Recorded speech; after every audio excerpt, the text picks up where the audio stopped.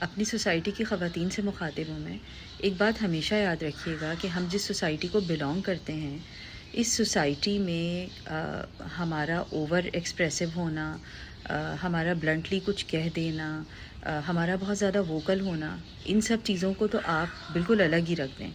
ہماری سوسائٹی کا حال یہ ہے کہ اگر ہم ایز اے ویمن ہم کسی بھی ایشو پہ، کسی بھی میٹر پہ، let it be political, apolitical, گھریلو کوئی مسئلہ ہو، کوئی بھی ایک جنرل کوئی بھی ایشو ہو، اس پہ اگر ہم ایک رائے بھی رکھتے ہیں نا، تو وہ بھی ہمارے یہاں برداشت نہیں ہے۔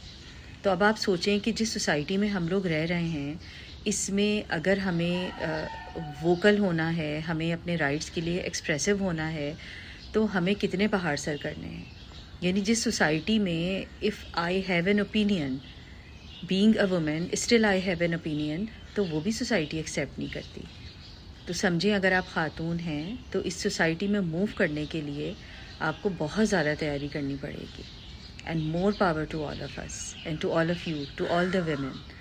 اور ان مردوں کے لیے بھی لاٹ آف پاور جو کہ اپنی خواتین کو اس قابل بناتے ہیں کہ وہ اپنی رائے دے سکیں، پبلکلی بھی دے سکیں، محفل میں بیٹھ کے بھی دے سکیں۔